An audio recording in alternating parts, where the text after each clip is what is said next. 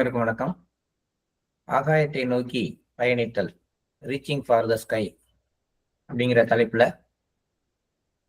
நமது அன்பிற்குரிய தாஜி வழங்கிய பண்டாரா அருள் செய்திய படிச்சுட்டு இருக்கோம்.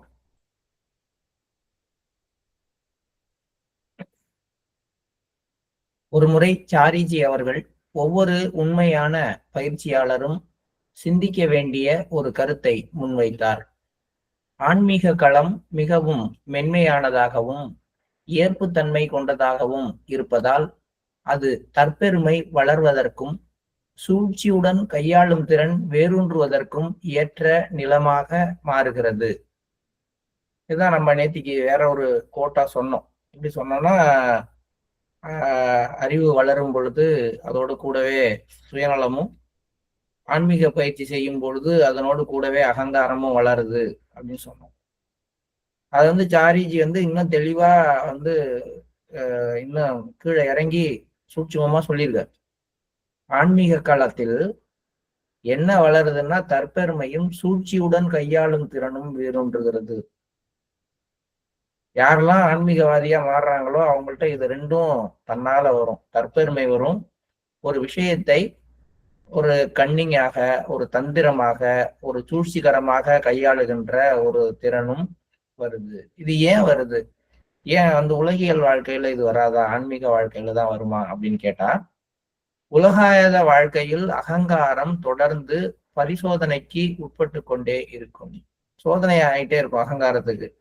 ஏன்னா ஒரு பிசினஸ் வருது அப்படின்னா அதுல ஒரு தோல்வி வரும், வெற்றி வரும். ஒரு இடத்துல பேசுறோம், ஒருத்தட்ட பேசுறோம்னா அவர் ஏத்துக்குவாரு, எதிர்த்து பேசுவாரு. வாழ்க்கையில துன்பங்கள், துயரங்கள் இதனால ஒரு அடி விழுந்துகிட்டே இருக்கும். அப்ப உலக வாழ்க்கையில நம்முடைய அகங்காரம் தொடர்ந்து சோதனைக்கு உட்பட்டு கொண்டே இருப்பதுனால நமக்கு தற்பெருமையெல்லாம் டக்குன்னு கூடுறதுக்கு வாய்ப்பு கிடையாது. நம்மளே நம்ம பேசுறதே 4 பேருக்கு நல்லா இருக்கு அப்படின்னா, உலகத்துல எங்க போய் பேசினாலும் எல்லாரும் ஏத்துக்குவாங்களா? இன்னொரு மேடையில போய் பேசினா ஒருத்தன் ஒத்துக்க மாட்டான். வேற ஒரு கருத்து உள்ளவங்கள்ட்ட பேசினா எதிர்த்து பேசுவாங்க. அப்ப நம்ம பேசுறதுல ஒரு பெருமை வராது.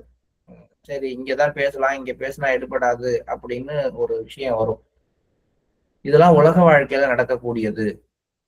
வணிக பரிவர்த்தனையின் விளைவுகள் உங்களுக்கு படிப்பினையை அளிக்கின்றன. அதான் நான் சொன்னேன், ஒரு பிசினஸ் பண்றோம், அதுல சக்சஸ் ஆகுதுன்னா கொஞ்சம் சந்தோஷம் வரும். ஃபெயிலியர் ஆகுதுன்னா டக்குன்னு ஜாக்கிரதையா இருக்கணும், நம்ம எடுத்த முடிவு தப்பு, இன்னும் கொஞ்சம் நம்ம கத்துக்கணும்னு ஒரு எண்ணம் வரும். அது போலவே போட்டி உங்களை பணிவுடையவராக மாற்றுகிறது. உங்களுக்கு போட்டிக்கு இன்னொரு ஆள் வரும் பொழுது ஆட்டோமேட்டிக்கா உங்களுடைய அகங்காரம் குறைஞ்சி, தற்பெருமை குறைஞ்சி என்ன ஆகுது? பணிவு வருகிறது. தோல்வி உங்களுக்கு கற்பிக்கிறது. இதெல்லாம் உலக வாழ்க்கையில நடக்குது. ஆனால் ஆன்மீக உலகில் இந்த மாதிரியான வெளிப்புற சோதனைகள் பெரும்பாலும் இருப்பதில்லை. நினைச்சு பாருங்க, ஆன்மீக உலகத்தில் ஏத போட்டி? ஒரு அபியாசி உங்களுக்கு போட்டியா தியானம் பண்றாருன்னு ஏதாவது சொல்ல முடியுமா? சொல்ல முடியாது. அப்ப இங்க போட்டி கிடையாது, தோல்வி கிடையாது. நான் இன்னைக்கு தியானம் பண்ண தோத்துட்டேன் அப்படின்னு சொல்றதுக்கு வேலை கிடையாது. நம்மள கம்பேர் பண்ணி இவர் சிறந்தவர், இவர் எப்பயும் உயர்வானவர், நீங்க தாழ்வானவர்னு சொல்றதுக்கு ஆள் கிடையாது. அப்ப இந்த மாதிரியான வெளிப்புற சோதனைகள் எதுவும் இல்லாததுனால நீங்கள் சுய முக்கியத்துவம் என்னும் கோட்டையை எழுப்பி அதை பக்தி என்று கூறக்கூடும். இதுதான் நடக்குது. நான் பேசிட்டு இருக்கேன், நான் பேசுறது இப்ப இந்த மீட்டிங்ல இருக்கிறவங்கள 10 பேருக்கு பிடிக்கலன்னா அவங்க எதிர்த்து பேச மாட்டாங்க, சத்தம் போடாம போயிடுவாங்க. இப்ப இந்த 10 பேர் எதிர்த்து பேசுனாங்கன்னு வச்சுங்களேன், நிறுத்துங்க சார், நீங்க பேசுறது தவறு அப்படின்னு பேசுனாங்கன்னு வச்சுங்களேன், நான் என்னுடைய சிந்தனை ஓட்டத்தை கொஞ்சம் தேக்கி நிறுத்தி, ஓஹோ நம்ம இந்த ரூட்ல போறது தவறோ, இப்படி பேசக்கூடாதோ, வேற மாதிரி பேசணுமோன்னு கூட சிந்திப்பேன். ஆனா இந்த களத்துல, ஆன்மீக களத்துல எதிர்ப்பு உணர்வை யாரும் நேரடியா காட்டுறது இல்லை. அவங்களுக்கு பிடிக்கலையா, சரி நீங்க ஏதாவது பேசுங்கப்பா, நான் எந்திரிச்சு போறேன்னு போயிடுறாங்க. அவங்களுக்கு தெரியாது, அல்லது அமைதியா இருந்துடுறாங்க. அவருக்கு தெரியல, பேசுறாரு, மாறட்டும். இது எனக்கு என்ன பண்ணுது? நம்ம பேசுறத மிஞ்சிறதுக்கு ஆளே கிடையாது, எல்லாரும் கேட்டுக்கிட்டே இருக்கிறாங்க. நான் அந்த அளவுக்கு முக்கியமான ஆளு, நான் பேசினா நீ கேட்டுதான் ஆகணும், எனக்கு தெரியும் எல்லாம் அப்படிங்கிற உணர்வை எனக்குள்ளார உருவாக்குது. இந்த சுய முக்கியத்துவம் அப்படிங்கிறது ரொம்ப ரொம்ப ரொம்ப ரொம்ப பெரிய எதிரி. ஏன்னா இது எங்க போனாலும் என்ன பண்ணும், கல்யாண வீட்டுக்கு போனா நான் தான் மாப்பிள்ளையா இருக்கணும்னு நினைக்கிறேன். ஒரு இறப்பு நிகழ்ந்த வீட்டுக்கு போனா தன்னைதான் வந்து அங்க சடலமா வச்சுக்கணும். ஏன்னா யாருக்கு நிறைய மாலை போடுறாங்க, அதுக்கு தானே போடுறாங்க. அதனால தன்னை அங்க வந்து அந்த இடத்துல வைக்கணும்னு ஆசைப்படும். அந்த மாதிரி இந்த சுய முக்கியத்துவம் அப்படிங்கிற கோட்டை தானாக எழும்புகிறது. ஏனென்றால் ஆன்மீக உலகில் இது போன்ற வெளிப்புறமான சோதனைகள் இல்லை. அதோடு கூடவே தன்னைத்தானே அது என்ன ஏமாத்திக்கிட்டு நான் மாஸ்டரே நினைச்சுக்கிட்டு இருக்கேன் எந்த நேரமும் அப்படின்னு சொல்லி தன்னைத்தானே பக்திமானாக காட்டிக்கொள்ள முயற்சி செய்யும். இதுதான் தந்திரமான சூழ்ச்சி அப்படின்னு சாரிஜி மகராஜ் சொல்றாங்க. ஸோ தன்னைத்தானே ஏமாத்திக்கிட்டு அதை கிரிட்டிசைஸ் பண்ணலாம் ஆள் இல்லாததுனால தான் பெரிய ஆள்னு தானே நினைத்து கொண்டு அந்த பெரிய ஆள்னு தான் உருவாக்கின பிம்பத்தை தான் நம்புவதோடு மட்டுமல்லாமல் மற்றவர்களை நம்ப வைக்க எப்படியெல்லாம் வேஷம் போடலாமோ எல்லா வேஷத்தையும் போட ஆரம்பிச்சிருவோம். இதுதான் ஒரு பெரிய பிரச்சனை. இது எல்லாருக்கும் இருக்கு. ஆனா மூத்தவர்கள்ட்ட நிறைய இருக்கு. ஒரு மையத்துல வந்து ஒரு 2 குரூப்பா பீப்புளா போயிடுறாங்க. 2 பிரிசெப்டர் வந்து இருக்கிறாங்க. 2 பேரோ இல்ல 4 பேரோ இருக்கிறாங்க. அது வந்து தனித்தனி குரூப்பா இயங்குதுன்னா கட்டாயமாக இங்க சுய முக்கியத்துவம் அப்படிங்கிற விஷயம் யாரோ ஒருத்தர்கிட்ட இருந்துதான் இதை பிரிக்குது. இதை நீங்க எல்லா இடங்கள்லயும் பார்க்கலாம். உங்களுடைய மையங்கள்ல பார்க்கலாம். நீங்க வெளியில போறப்ப பெரிய மையங்கள்ல பார்க்கலாம். எங்கேயுமே இது மாதிரி வளர்ந்த அபியாசிகள், வளர்ந்த பிரிசெப்டர்கள், மூத்த பிரிசெப்டர்கள் இவங்கெல்லாம் இந்த மாதிரி சுய முக்கியத்துவம்ங்கிற கோட்டையை எழுப்பிக் கொள்கிறார்கள். நீங்கள் பல ஆண்டுகள் பயிற்சி செய்து அதனால் பெறும் நிலைகளை லட்சியம் என தவறாக எண்ணிக்கொள்ளலாம். எந்த ஒரு கண்டிஷன் வருது, பல ஆண்டுகள் இப்ப நான் பயிற்சி பண்றேன், பயிற்சி பண்ணி எனக்கு வந்து ஒரு அமைதியான ஒரு சூழ்நிலை வருகிறது. ஒரு 8வது புள்ளி வரைக்கும் போயிடுறேன். 8வது புள்ளியில இருக்கக்கூடிய அந்த அபரிமிதமான அமைதி என்னங்கிறத நான் உணர்ந்துட்டேன். எனக்கு எந்த விதமான சலனமும் இல்லை. வெளியில நடக்கிற எந்த விஷயமும் என்னை பாதிக்கல. அப்ப நான் அடைஞ்சிட்டேன். இதுதான்ப்பா இறுதி. நான் அடைஞ்சிட்டேன்ப்பா. என்ன பாரு, எது நடந்தாலும் எனக்கு எதுவும் அவ்வளவு மனசு அப்படியே அமைதியா சலனமற்ற நீர்பரப்பு மாதிரி இருக்கு. இதுதான் அந்த ஃபைனல் கோல் அப்படின்னு நான் என்னுடைய ஒவ்வொரு ஆன்மீக நிலையும் நான் லட்சியம்னு நினைச்சு அங்கேயே நின்னுக்கிறேன்.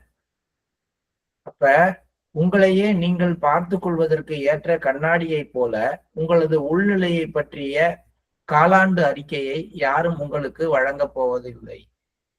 இங்க வந்து இல்லப்பா, இந்த குவார்டர்ல நீ இவ்வளவுதான் செஞ்சிருக்க, உன்னுடைய அப்ஸ் அண்ட் டவுன்ஸை பாரு, நீ வந்து இப்படி இருக்கு, உன் கிராஃப் இப்படி இருக்கு.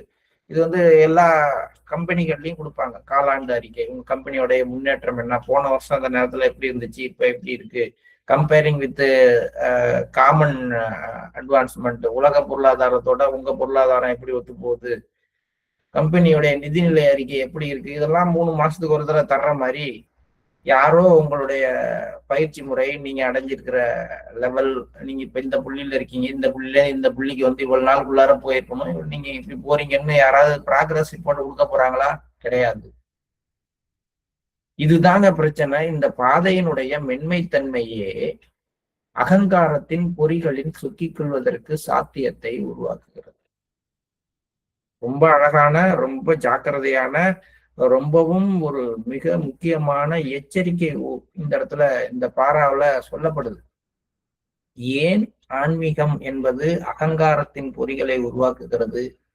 ஏன் ஆன்மீகவாதிகள் தற்பெருமை கொண்டவர்களாக மாறுகிறார்கள்? ஏன் சுய முக்கியத்துவம் கொண்டவர்களாக மாறுகிறார்கள்? நீங்க இந்த 3 கேட்டகரியையும் இங்க நீங்க பார்த்துக்கிட்டே இருக்கலாம். உங்கள்கிட்டையும் பார்க்கலாம், மற்றவர்கள்ட்டையும் பார்க்கலாம். ஆனா இங்க என்னன்னா, நம்ம மற்றவங்கள்ட்ட பார்க்கறதுக்காக இதை படிக்கல. எனக்கு அந்த தற்பெருமை வந்துடக்கூடாது, எனக்கு இந்த சுய முக்கியத்துவம்ங்கிற விஷயம் வந்துடக்கூடாது. இந்த சுய முக்கியத்துவம், இந்த தற்பெருமை உள்ளவர்கள் இவங்களோட பழகும் பொழுது அந்த இண்டிகேட்டர்ஸ் என்ன அப்படின்னு பாத்தீங்கன்னா, இவங்களை நீங்க கண்டுபிடிக்கிறது ரொம்ப கஷ்டமாக இருக்கும். ஏன் அப்படி சொல்றேன் அப்படின்னா, இப்ப ஒருத்தர் சுய முக்கியத்துவம் உள்ளவரா இருக்கிறாருன்னு வச்சுங்களேன், அவர் வந்து உங்களை பார்த்தா பேச மாட்டாரு அப்படிலாம் நீங்க நினைக்க கூடாது. அவர் உங்களை வேலை செய்ய சொல்லுவாரு அப்படிலாம் இல்ல. உங்களுக்கு உளுந்து உளுந்து கவனிப்பாரு. எல்லாரும் கைவிடுற இடத்துல உங்களை வந்து தூக்கி விடுவார். 10 பேருக்கு முன்னாடி உங்களை கொண்டு வந்து மேல வைப்பார். எல்லாமே செய்வார். அப்ப என்னங்க அவருக்கு எப்படிங்க சுய முக்கியத்துவம் இருக்கா இல்லையா இருக்குன்னு நீங்க சொல்ல முடியும்னா, எப்ப அவருக்கு பிரச்சனை வரும்னா, நீங்க அவருக்கு முக்கியத்துவம் கொடுக்கிற வரைக்கும் இதெல்லாம் செய்வார். நீங்க அவரு செய்யறது தவறுன்னு சொல்லிட்டாலோ, இல்ல நீங்க அவருக்கு அவரை விட்டுட்டு இன்னொருத்தருக்கு முக்கியத்துவம் கொடுக்க ஆரம்பிச்சிட்டாலோ, அப்படியே உங்களுக்கு ஆப்போசிட்டான வேலைகளை செய்ய ஆரம்பிப்பார். இதை நீங்க பார்க்கணும். அதனாலதான் நான் சொல்றேன், நன்றி உணர்வை மனிதர்கள்ட்ட வைக்காதீங்க. இப்ப துரியோதனன் கர்ணனுக்கு எல்லாம் செஞ்சான்னு கர்ணன் நன்றியோட இருந்தான்னு சொல்றோம். ஆனா துரியோதனன் கர்ணனுக்கு எல்லாம் செஞ்சதுக்கு காரணம் நட்பு அப்படிங்கிறத தாண்டி அர்ஜுனனுக்கு இணையான வில்வித்தை வீரன் வேற யாரும் இல்லைங்கிறதுனால பண்ணணும். ஒருவேளை கர்ணன் வேற பக்கம் திரும்பி இருந்தான்னு வச்சுக்கோங்க, அப்பையும் இந்த நட்பு நிலைச்சிருக்குமான்னு தெரியாது.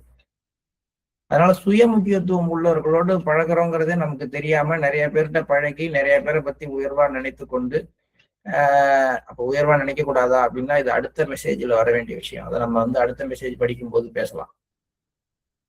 ஒரு சுய முக்கியத்துவம் உள்ள மனிதர் எல்லா விதத்திலும் ஒரு வைரம் போல ஜொலிப்பார்.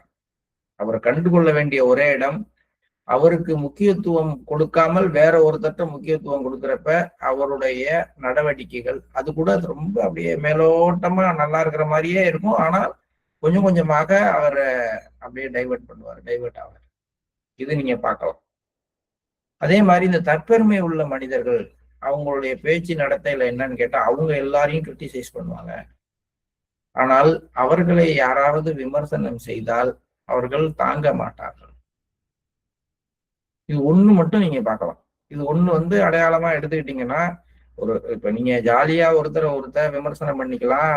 ஒரு ஒரு ஆசிரமத்திலேயோ அல்லது ஒரு அபியாசிகள் குழுவிலையோ நீங்க அப்படி ஆக்கணும், நீங்க இப்படி ஆக்கணும், ஒருத்தர் விமர்சனம் பண்ணிக்கலாம். அல்லது ஒருத்தருக்கு ஒருத்தர் மியூச்சுவலா மரியாதை கொடுத்துக்கலாம். ரெண்டுமே சரிதான். ஆனா இங்க எப்படின்னா, இவர் எல்லாரையும் கிண்டல் அடிப்பார், இவர் எல்லாரையும் விமர்சனம் பண்ணுவார். ஆனால் இவர் மீது யாராவது விமர்சனம் செய்தால் உடனடியாக அவர் முகம் கருத்து விடும். நீ உன்னை பத்தி பேசு, என்னை பத்தி பேசாத, என்னை பத்தி எனக்கு நல்லா தெரியும் அப்படின்னு ஆரம்பிச்சிடுவாரு.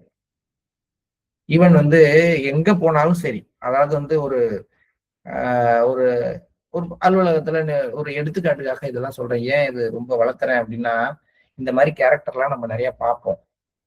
அங்க இருந்து நம்ம அது மாதிரி ஏதாவது பண்றோமான்னு கத்துக்கணும். ஒரு அலுவலகத்துல மூத்த அதிகாரியா இருப்பார், தங்கங்க அவரு மாதிரி ஒரு மூத்த அதிகாரி யாரும் கிடையாதுங்க. அத்தனை பேருட்டையும் ரொம்ப அன்பா நடந்துக்குவாருங்க. எந்த விதமான ஒரு சுடுசொல்லாம் பேச மாட்டாரு. ரிட்டையர்மெண்ட் பார்ட்டி வரும், இல்லைன்னா அங்கேருந்து டிரான்ஸ்ஃபர் ஆகி போற நாள் வரும். அந்த மூத்த அதிகாரி டிரான்ஸ்ஃபர் ஆகி போற அன்னைக்கு என்ன பேசுறாருன்னு பாத்தீங்கன்னா, அவர் என்ன பேசணும் ஆக்சுவலா, எல்லாரும் அவரை கொண்டாடுறாங்க, ரொம்ப நல்லவர் ரொம்ப நல்லவர்னு. அவரு அன்னைக்கு பேசுறப்ப என்ன பேசணும் அப்படின்னு பார்த்தா, எனக்கு இவங்க எல்லாம் உதவியா இருந்தாங்க, இவரு நல்லா செஞ்சு ஹெல்ப் பண்ணாரு, இவருடைய பணிவு நல்லா இருந்துச்சு, இவருடைய வேலைத்திறன் நல்லா இருந்துச்சுன்னு 4 பேரை பாராட்டி இவங்களுடைய ஒத்துழைப்புனால நான் செஞ்சேன்னு சொல்லிட்டு போனாருன்னா அவர் சரியான கோணத்துல இருக்கிறார். ஆனா இந்த தற்பெருமை உள்ளவங்க என்ன செய்வாங்க, நான் வந்தப்ப இந்த இடம் எப்படி இருந்துச்சு, நான் 3 வருஷத்துல இதை மாத்தி காட்டியிருக்கேன், எவ்வளவோ பிரச்சனைகள் வந்த போதும் நான் சமாளிச்சிருக்கேன் அப்படின்னு ஒட்டுமொத்தமா அந்த முன்னேற்றம் எல்லாம் தன்னால நடந்த மாதிரியான ஒரு உணர்வுல இருந்து பேசிட்டு போயிடுவாங்க. இப்ப யாரெல்லாம் இந்த மாதிரி பேசுறாங்களோ, நான் இதை செய்தேன் நான் இதை செய்தேன், இவங்கெல்லாம் என்ன விரும்புறாங்க, தற்பெருமையை விரும்புகிறார்கள். இவங்களை ரொம்ப ஈஸியா நீங்க கண்டுபிடிக்கலாம். 4 வார்த்தை புகழ்ந்து சொன்னால் அவங்க உங்களோட ஒட்டிக்குவாங்க. எப்பையும் தன்னை முன்னிறுத்திக் கொள்வார்கள். இப்ப இவங்களெல்லாம் பார்த்து இதுதான் மாஸ்டர் சொன்னவரு அப்படின்னு சொல்றதுக்காக இது கிடையாது. இது மாதிரி நம்ம எங்கேயாவது இருக்கமான்னு பாக்குறதுக்கு இண்டிகேட்டர்ஸா யூஸ் பண்ணிக்கோங்க.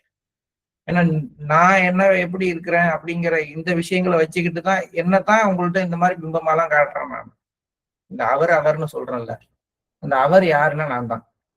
நான் வெவ்வேறு இடங்கள்ல அந்த விமர்சனத்தை தாங்க முடியாம நின்னப்ப, எனக்கு முக்கியத்துவம் கொடுக்க முடியாம இருந்தப்ப நான் என்ன செஞ்சனோ அதை வச்சுக்கிட்டு தான் ஒரு மூத்த அபியாசி இப்படி இருப்பாருன்னு சொல்றேன். இந்த அவரை பார்த்து நீங்க என்ன பண்ணணும், நீங்க எந்த இடங்கள்ல சுய முக்கியத்துவத்தை காட்டுறீங்க, எந்த இடத்துல தற்பெருமையை காட்டுறீங்கிறத கண்டுபிடிக்கணும். இது கண்டுபிடிக்க ஆரம்பிச்சாதான் இந்த மெசேஜினுடைய ஆழத்தை நோக்கி நம்ம உண்மையா போக முடியும். அதுக்காக தான் இந்த இத்தினோண்டு இடத்த இவ்வளவு நேரம் பேசிக்கிட்டு இருக்கோம். ஆன்மீக உலகில் நம்ம எதிர்த்து பேச, நம்மளோட போட்டி போட, நம்மை விமர்சிக்க, நாம் போற வழிகள் தவறு அப்படின்னு சுட்டி காட்ட, அல்லது உங்களுடைய முன்னேற்றம் கீழ் நோக்கி போயிட்டு இருக்கு, மேல் நோக்கி போயிட்டு இருக்கு, தடைப்பட்டு இருக்கு அப்படின்னு காட்டக்கூடிய கிராஃப் போட்டு கொடுக்க யாரும் இல்லாததனால் இந்த பாதையினுடைய மென்மைத்தன்மையே அகங்காரத்தின் பொறிகளில் சிக்கிக் கொள்வதற்கான சாத்தியத்தை உருவாக்குகிறது. அதனாலதான் ஆன்மீக பயிற்சியினோடு கூடவே பக்க விளைவாக அகங்காரமும் வளர்கின்றது. ஆன்மீக நிலைகளை அடைவதில் உள்ள முரண்பாடு, இதுல என்ன முரண்பாடு, என்ன பாரடாக்ஸ் ஆன்மீக நிலைகளை அடைவதில் இருக்கு? வளர்ச்சிக்கு 2 விஷயங்கள் அவசியமானது: ஏற்றுக்கொள்வதற்கான விருப்பம் மற்றும் அதை பெறுவதற்கான வெற்றிடம். 2ம் இருக்கணும். ஒரு பக்கம் விருப்பம் இருக்கணும், இன்னொரு பக்கம் வெற்றிடம் இருக்கணும். ஏற்கனவே நிரம்பி இருக்கிற பாத்திரத்தில் மேலும் எதையும் நிரப்ப முடியாது. இப்ப இந்த வளர்ச்சிக்கான இடத்தை அகங்காரம் ஆக்கிரமித்துக் கொள்ளும் பொழுது உணர்வு நிலை ஏன் தேக்க நிலையில் இருக்கிறது என்பதற்கான மிகச் சரியான விளக்கமாக இது அமைகின்றது. சோ உணர்வு நிலை ஏன் விரிவடையல, ஏன் நின்று போச்சு, ஏன் ஒரு கட்டத்துக்கு மேல அவங்களால எக்ஸ்பேண்டபிளா எல்லாத்தையும் ஃபீல் பண்ண முடியல? அங்க ஒரு அவங்களுடைய வளர்ச்சிக்காக உருவாக்கப்பட்ட வெற்றிடத்தை அவர்கள் தன்னுடைய சாதனைகள், தன்னுடைய பெருமைகள், தன்னுடைய முயற்சிகள், தன்னுடைய தியாகங்கள் அப்படிங்கிற எண்ணங்களால நிரப்பி வச்சுட்டாங்க. இப்ப அந்த இடத்துல தெய்வீகம் இறங்க முடியாது. ஏன்னா அந்த இடம் மிக சூட்சுமமான, கண்ணுக்கு தெரியாத ஒரு பொருளால் நிரப்பப்பட்டிருக்கு. பாறாங்கல்லு கட்டியால இருந்தா தூக்கி போட்டு ஓபன் பண்ணி விடலாம். அதான் சொன்னார், ஆசைகள் அல்லது கோபம், வெறுப்பு, இந்த மாதிரியான விஷயங்களால இதயம் நிரம்பி இருந்தா ஒரு பிரிசெப்டருடைய ஒரு சிட்டிங் தூக்கி போட்டுரும், இல்ல உங்களுடைய சுத்திகரிப்பு அதை தூக்கி போட்டுரும். ஆனால் அதெல்லாம் இருக்காது. இங்க தகதகன்னு அவங்க மின்ற மாதிரி இருப்பாங்க. அவங்கள்ட்ட பொருள் சார்ந்த ஆசைகளோ இந்த மாதிரி எதுவுமே இருக்காது. அவங்க சுத்தமான ஆன்மீகவாதி, தீவிரமான ஆன்மீகவாதி, மாஸ்டர் மேல அதீத அன்பு கொண்ட ஆன்மீகவாதி. அப்படிதான் இருப்போம். ஆனால் பார்த்தால் அந்த இதயமானது ஆசைகளால் நிரப்பப்படுவதற்கு பதிலால் சுய முக்கியத்துவம், தற்பெருமைங்கிற விஷயத்தால சூட்சுமமாக நிரப்பப்படும்.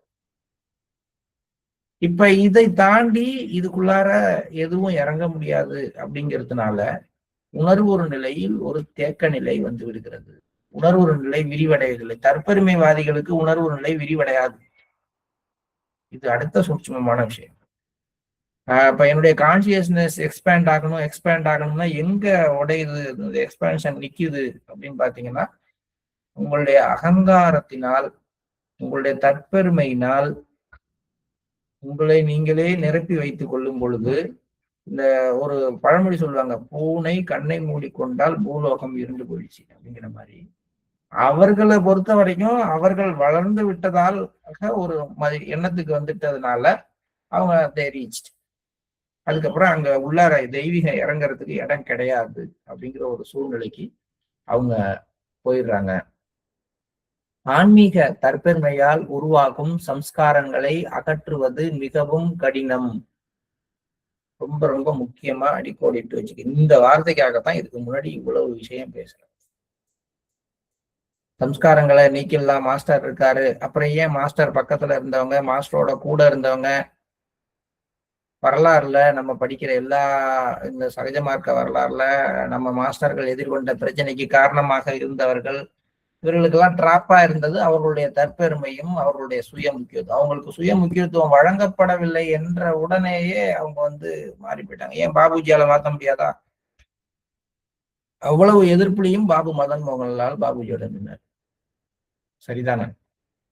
அந்த 12 சீடர்கள்ல 11 பேர் பாபுஜியை ஏத்துக்கல, எல்லாம் பண்ணாங்க. அப்பெல்லாம் வந்து பாபு மதன் மோகன்லால் மட்டும்தான், ஈவன் அவரு பிரிசெப்டரா இருந்து அவருக்கு அபியாசியா இருந்த பாபுஜியை மாஸ்டருடைய லாலாஜியினுடைய வாரிசுன்னு ஏத்துக்கிற அளவுக்கு அவரால் முடிந்தது.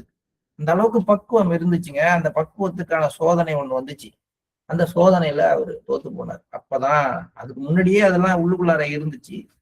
அது கடைசியாக வெளிப்பட்ட இடம் என்ன அப்படின்னு கேட்டா, மிஷனை பற்றிய அறிவிப்பை சொல்றாங்க இல்லையா, இவர் தான் அடுத்த வாரிசு அப்படிங்கிற நியமிக்கிற அறிவிப்பு. இதை வந்து யாரு வச்சு சொல்றாங்க? பாபு மதன் மோகன்லாலுக்கு பதிலா ராமேஸ்வர் பிரசாத் மிஸ்ராவை விட்டு படிக்க சொல்லி சொல்றாரு. லாலாஜி உத்தரவு போடுறாரு.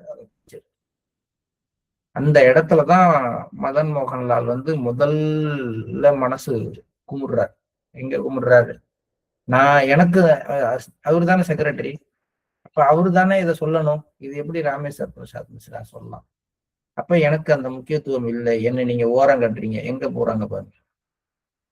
அந்த இடத்துல விழுந்தவரு கொஞ்சம் கொஞ்சமா படிப்படியா 2 வருஷத்துக்குள்ளார பாபுஜியை விட்டே விலகி 1946 47 அவரை விட்டு தனியா போய் தனியா ஒரு இயக்கத்தை ஆரம்பிச்சு இப்படி எல்லாம் போய் கடைசியில சாபமும் வாங்கிட்டார் லாலாஜி கிட்ட.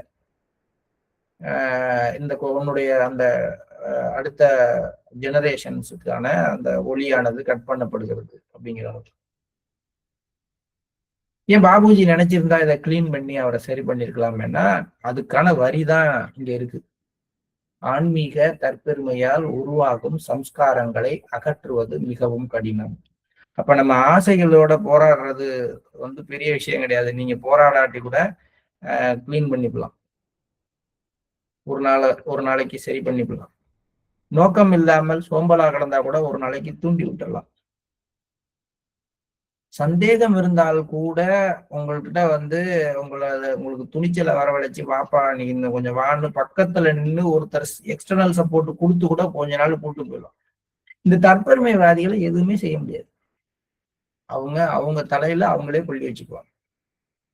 இவங்களை வேற யாரும் இவங்களுக்கு புத்தி சொல்ல முடியாது, வேற யாரும் இவங்களுக்கு கைட் பண்ண முடியாது, வேற யார் சொல்றதையும் இவங்க காதுல வாங்கிக்க மாட்டாங்க.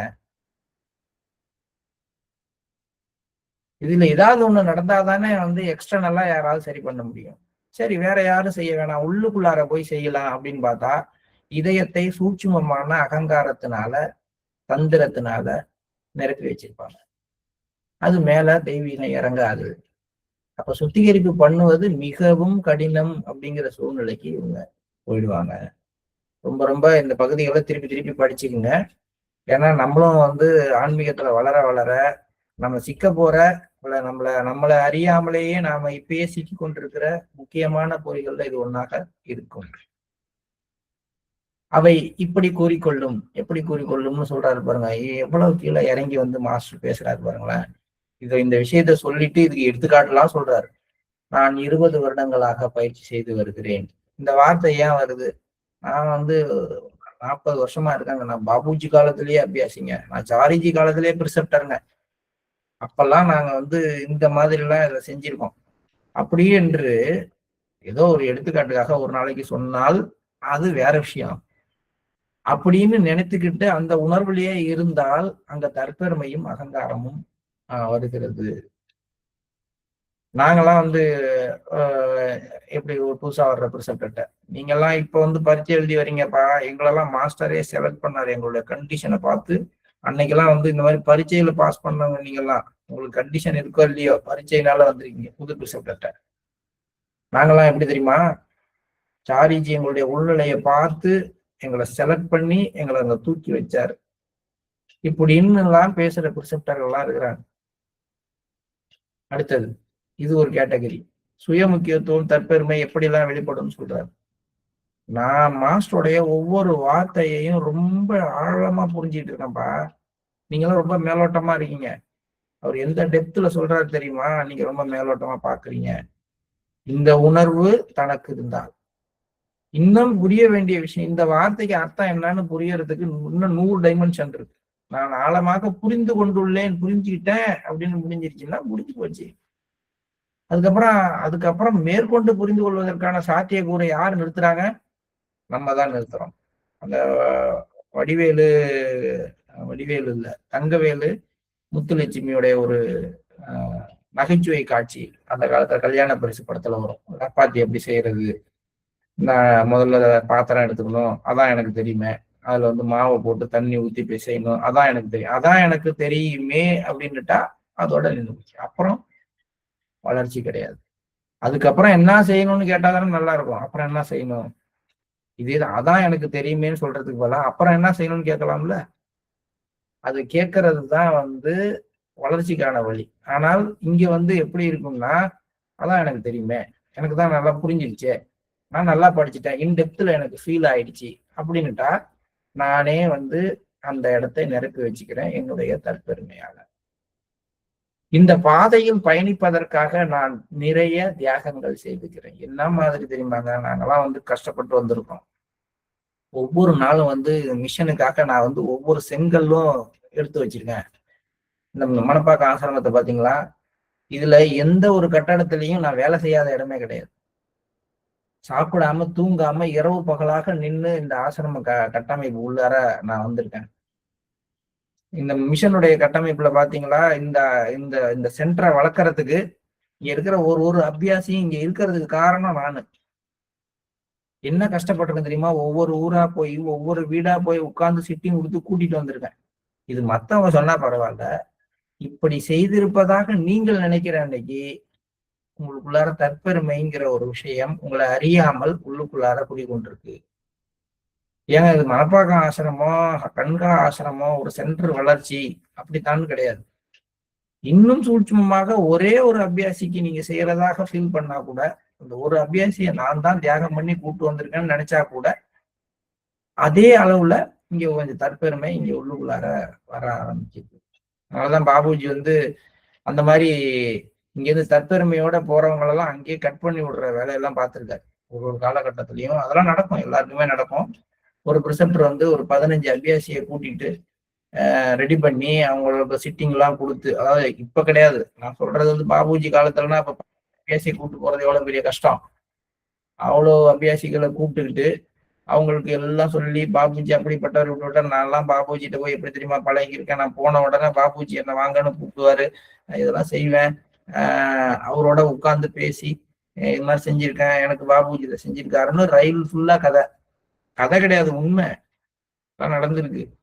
ஆனால் இதெல்லாத்தையும் வந்து அவர் வந்து நன்றி உணர்வோடு ஏற்றுக்கொள்வதற்கு பதிலாக அதை வெளிப்படுத்தின விதம் வேற. உள்ளார எப்படி இருந்துச்சுன்னா, உள்ளுக்குள்ளார எப்படி போயிடுச்சுன்னா, பாபுஜிக்கு நான் மிகவும் முக்கியமானவன், நீங்க வாங்க நான் உங்களை கூட்டிட்டு போய் காட்டுறேன். போனதுக்கு அப்புறம் போய் 3 நாள் வரைக்கும் அவரை யாரு பாபுஜி திரும்பியே பார்க்கல. நீங்க யாரு, உங்க பேர் என்னன்னு அந்த 15 பேருக்கு மட்டும் கேட்டிருக்காரு. எப்படி இருந்திருக்கும்? அவ்வளவுதான். இப்படிதான் உடைக்க முடியும். அப்படி உடைச்சா என்ன ஆவாங்க, நாங்க தற்பெருமை உள்ளவங்களை இது மாதிரி வெளியில இருந்து ஒரே அடியா உடைச்சோம்னா மிஷனை விட்டு போயிடுவாங்க. அதனால மாஸ்டர் என்ன பண்றாரு, சகிச்சுக்கிறார். அவங்களெல்லாம் கிட்டத்துல கூப்பிட்டு வச்சுக்கிறார். நீ ஏதாவது செய்ப்பா, ஏதாவது ஒரு காலகட்டத்துல நீ மாறுவ அப்படின்னு வச்சுக்கிறார். ஏன்னா விட்டுட்டா அந்த அளவுக்கு வளர்ந்து வெளியில போறத, விளவுற்ற இதயம் போனா பரவாயில்ல, நோக்கத்துல விழிப்புள்ளாதவர்கள் போனா பரவாயில்ல, சந்தேக புத்தி உள்ளவங்க போனா பரவாயில்ல, எல்லாத்தையும் தாண்டி ரத்தனம் மாதிரி ஜொலிச்சுக்கிட்டு இருக்க ஒருத்தன் தன்னைத்தானே தானே பெரிய ஆளுன்னு நினைச்சு மண்ணை வாரி போட்டுக்கிறப்ப எப்படி ஒரு ஒரு வேதனை வரும். அதனாலதான் அவங்களெல்லாம் வந்து அப்படியே தாங்கிக்கிறார் மாஸ்டர். இப்ப மாஸ்டருக்கு அதிகமாக வந்து ஒரு மன வலியை கொடுக்கக்கூடியவங்க, ஒரு இதயத்துல வந்து ஊசி மாதிரி குத்தக்கூடியவங்க யாருன்னா இவங்கதான். அந்த ஆசையினால கொஞ்சம் ஒரு நாள் நான் மாமிசம் சாப்பிட்டேங்க, ஒரு நாள் கொஞ்சம் வந்து மது அருந்திட்டேங்க, ஒரு கெட்ட பழக்கம் என்கிட்ட வந்துருச்சுங்க, ஒரு சிகரெட் பிடிக்கிற பழக்கம் வந்துருச்சுங்க, அவங்களாலலாம் மாஸ்டருக்கு ஹார்ட் வெயிட் ஆகுறது கிடையாது. அவங்களெல்லாம் வந்து ரொம்பவும் இயலாமையில உள்ளவங்க. இவங்க தங்களை உயர்வாக எண்ணி தற்பெருமை கொண்டு தங்கள் இதயத்தை வந்து அகங்காரத்தால நிரப்பிக்கிட்டு வாழ்றவங்க. இவங்களை என்ன பண்ண முடியும்? அவர்கள் கூறிய ஒவ்வொரு கூற்றும் உண்மையானதாக இருக்கலாம். ஆனால் இந்த கூற்றெல்லாம், அதாவது வந்து 20 வருஷம் பயிற்சி செய்யறேன்னு பொய்யா சொல்றாங்க, உண்மைதானே சொல்றாங்க. மாஸ்டருடைய ஒவ்வொரு போதனையும் புரிந்து கொண்டிருக்கிறேன் என்பது உண்மைதானே, அது புரிஞ்சுக்கிட்டதுனால தானே சொல்றாரு. நான் நிறைய தியாகம் பண்ணியிருக்கேன். ஒவ்வொரு அபியாசியையும் இங்க கூட்டு வர்றதுக்கு ஒவ்வொரு ஒவ்வொரு நாளும் இவ்வளவு கஷ்டப்பட்டிருக்கேன். உண்மைதானே? ஆனால் இதை தன்னுடைய அடையாளமாக வெளிப்படுத்துற லெவலுக்கு வரும் பொழுதுதான் அது சிக்கல். இதெல்லாம் நீங்க செஞ்சிருக்கீங்கிறது உண்மை, அதை யாரும் மறுக்கல. இதையெல்லாம் செய்தவன் நான் அப்படின்னு காட்டி அந்த சாதனைகளை காட்டி தன்னை அடையாளப்படுத்தி கொள்ள ஆரம்பிக்கும் பொழுது உள்ளுக்குள்ளார தற்பெருமையும் சுய முக்கியத்துவமும் வளர ஆரம்பிக்கிறது. அப்போ ஒரு ஆசிரமத்தை கஷ்டப்பட்டு வளர்த்துக்கிட்டு இருக்காரு ஒருத்தர், வந்து ரொம்பவும் டெவலப் பண்ணி கொண்டு வர்றாரு, செடி வைக்கிறாரு, கொடி வைக்கிறாரு, மரம் வைக்கிறாரு, மக்கள்கிட்ட அபியாசிக்கிட்ட டொனேஷன் வாங்கி ஒரு ஒரு டாய்லெட் பாத்ரூம் எல்லாம் கட்டுறாரு, சில மெடிடேஷன் கட்டுறாரு, எல்லாம் செய்யறாரு. எல்லாத்துக்கும் அவர் தான் காரணம்,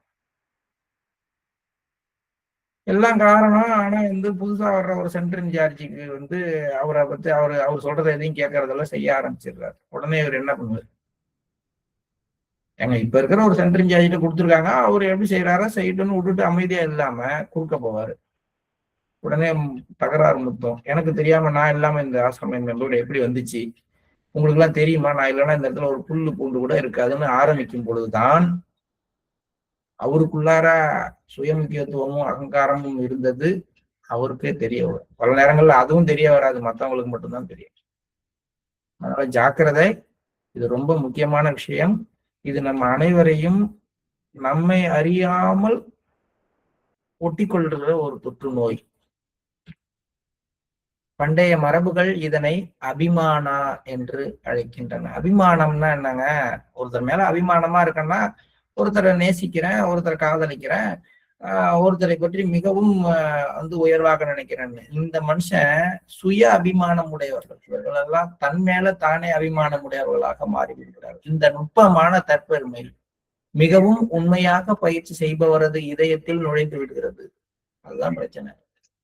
அது மறைமுகமாக தன்னை வெளிப்படுத்தி கொள்ளாது. நான் அவர்களை விட முன்னேறி உள்ளேன் என்று ஒப்பிட்டு கொள்ளும் பொழுது மெல்ல வெளிப்படும். எப்பயும் அது என்ன பண்ணும்? ரொம்ப ரொம்ப மறைமுகமா இருக்கும், தன்னை வெளிப்படுத்தி கொள்ளாது. என்ன பண்ணும்னா கம்பேர் பண்ணும். அவனோட கம்பேர் பண்ணா, பாரு என்னோட தான் ஜாயின் பண்ணாரு, இன்னும் எப்படி இருக்காரு பாருங்க, வளர்ச்சியே இல்லைங்க அப்படின்னு தோண ஆரம்பிக்கும். அவர்கிட்ட வளர்ச்சி இல்லை, நான் வளர்ந்துட்டேன், மாஸ்டர் கிட்ட கூட அவரால் போக முடியல, நான் மாஸ்டர் கூடயே இருக்கேன். அவரும் நானும் ஒரு நாள்ல தான் ஜாயின் பண்ணேன், இன்னும் அவர் அபியாசியாவே இருக்கிறாரு, நான் வந்து ஜோனல் இன்சார்ஜ் ஆயிட்டேன், ரீஜனல் ஃபெசிலிட்டேட்டர் ஆயிட்டேன், ஜாயின்ட் செக்ரட்டரி ஆயிட்டேன். இப்படி ஒப்பிட்டு கொள்ளும் பொழுதுதான் அது வெளிவரும். அது அது அப்படியே வாயால வெளிப்பட்டுறாது. இன்னும் புத்திசாலித்தனமானவர்கள் அது ரொம்ப பொய்யான பணிவாக தன்னை மறைத்து கொண்டு, நான் அவ்வளவு தூரத்துல இருந்தாலும் உங்களை நான் வணங்கி உங்களையும் நான் சமமாதாங்க பாக்குறேன், வாங்க அப்படின்லாம் சொல்லும். ஆனா பாரு நீ எங்க இருக்க, நான் எங்க இருக்கேன்னு பாரு அப்படின்னு சொல்லும். அப்ப பொய்யான பணிவிற்குள் தன்னை மறைத்து கொள்ளும். அதுவும் என்னன்னா, பணிவு கொண்டவராக தன்னை காண்பித்துக் கொள்வதில் உள்ள மகிழ்ச்சி. நான் பாருங்க ஒண்ணுமே இல்லைங்க, நான் சாதாரண ஆளு அப்படின்னு சொல்லி அது மூலமாக தன்னை வந்து இன்னும் உயர்வானவராக மாற்றிக்கொள்ள முயற்சி பண்ற ஒரு என்ன மாதிரி ஒரு சிக்கலான இடம் பாருங்க. பணிவா இருக்கிறதுக்கு பதிலா பணிவா இருப்பதாக காட்டிக்கொண்டு தன்னை மற்றவர்களோட உயர்வாக மாற்றிக்கொள்ள முயற்சி செய்யறதுக்கு என்ன பேரு? இதுதான் அகங்காரம். அது பக்தி என்னும் மாறுவேடம் கூட அணிந்து பரம்பொருளும் பாராட்டும்படி பார்க்கக்கூடும். இது எங்க போய் சொல்ல, பரம்பொருளும் பாராட்டும்படி மாஸ்டரே வந்து இந்த மாதிரி பக்தி உள்ளது இருக்க மாட்டாரா அப்படின்னு சொல்ற அளவுக்கு அந்த மாதிரி சொல்லிட்டாங்க அப்படின்னால அவங்க எல்லாம் காணா போயிடுவாங்க. பரம்பொருளும் பாராட்டும்படி பார்க்கக்கூடும் என்பது போல குருவுடனான எனது உறவு மிகவும் தனித்துவமானது என்று மாஸ்டர் எனக்கும் அந்த அந்த கனெக்ஷன் இருக்கே, அது வந்து வித்தியாசமானது. மாஸ்டர் வேற யாரோடையும் அந்த மாதிரிலாம் இல்லை, என்னோடதான் நெருக்கமா இருந்தார். அவருடைய ஒவ்வொரு அசைவும் எனக்கு தெரியும், அவர் என்ன நினைக்கிறாருங்கிறத என் மனசுல ஒதுக்குங்கிற அளவுக்கு போயிடுவோம். பி கேர்ஃபுல் அபவுட் இட் அப்படின்னு மாஸ்டர் சொல்றாரு. ஸோ இந்த இடத்துல நம்ம நிறுத்திக்குவோம். ரொம்ப கம்மியா தான் படிச்சிருக்கோம், 2 ஸ்லைடு தான். ஆனா வாழ்க்கையினுடைய அடித்தளத்துல ரொம்பவும் டேஞ்சரான விஷயம் தற்பெருமை, சுய முக்கியத்துவம். அது எப்படி வெளிப்படுங்கிறத நுட்பமாக புரிஞ்சுக்கிற ஒரு தன்மை. இங்கதான் வந்து பல ரகசியங்கள் இருக்கு. இதுல என்னன்னு கேட்டா, இந்த தற்பெருமை சுய முக்கியத்துவம் உள்ளவர்கள் பின்னாடி போயும் நீங்க வாழ்க்கைய வீணடிச்சுக்குவீங்க பல இடங்கள்ல. ஏன்னா அவர்களை எல்லாம் நீங்க என்னவா நினைச்சிருவீங்கன்னா, மாஸ்டருடைய ரிஃப்ளெக்ஷனா நினைச்சு அவங்க பின்னாடியே போய் அவங்க தற்பெருமையும் சுய முக்கியத்துவமும் ஒரு நாள் கோரமா வெளிப்படுறப்ப, அன்னைக்கு அவங்கள தானே நீங்க மாஸ்டருடைய பிம்பமா வச்சிருந்தீங்க. அவங்க தப்புன்னோம்னா நீங்க மிஷனை விட்டு போய் இவங்கெல்லாம் மனுஷங்களா? இந்த மாதிரி ஒரு மிஷன்ல நான் இருக்குமா? ஏங்க, அவங்கள நீங்க மிஷனுடைய பிம்பமா வச்சுக்கிட்டது உங்க தப்பு. அவங்க வேற விதமா வெளிப்படுறப்ப மிஷனே தப்புன்னு நினைக்கிறதும் உங்க தப்பு. நல்லா பார்த்து. இப்ப இது எல்லாமே அடுத்த செய்திக்கான விஷயம். இருந்தாலும் இங்க இது தொடர்புடையது அப்படிங்கிறதுனால நான் சொல்றேன். தற்பெருமை கொள்வது, அது ஒரு விதத்துல சுய முக்கியத்துவம் கொள்வது, அது ரொம்ப தவறான விஷயம். அது நம்மள அறியாம நம்ம இதயத்துல குடிக்கொண்டு விடும். அதை நம்ம ஜாக்கிரதையா கவனிக்கணும். அதை விட ரொம்ப முக்கியமான விஷயம், தற்பெருமையும் சுய முக்கியத்துவமும் உள்ள மனிதர்களோடு அளவுக்கு அதிகமாக பழகி அவர்களை உங்களுடைய முன்னுதாரணமாக வைத்துக் கொள்வது. அதை விட ஒரு பெரிய பாவம், தற்பெருமை உள்ளவர்னு தெரிஞ்சும் அவரை புகழ்ந்து பேசி அவர்கிட்ட காரியம் சாதிக்கிறது. இது நல்லா தெரிஞ்சு ஒரு மனுஷன் மூச்சு விட கஷ்டப்பட்டுட்டு இருக்கும்போது அவனுடைய வெண்டிலேட்டரை புடுங்குற மாதிரி அது. இந்த 3வது கேட்டகரியாகவும் நீங்க இருந்துருவீங்க, ஜாக்கிரதை. அதனால இன்னைக்கு நம்ம பேசுனது எல்லாமே எச்சரிக்கை மணி. நல்லாக உள்ளுக்குள்ளார அசை போடுங்க. நாளைக்கு நம்ம மீண்டும் தொடருவோம். இப்ப நம்ம காலை நேர தியானத்திற்கு செல்லலாம்.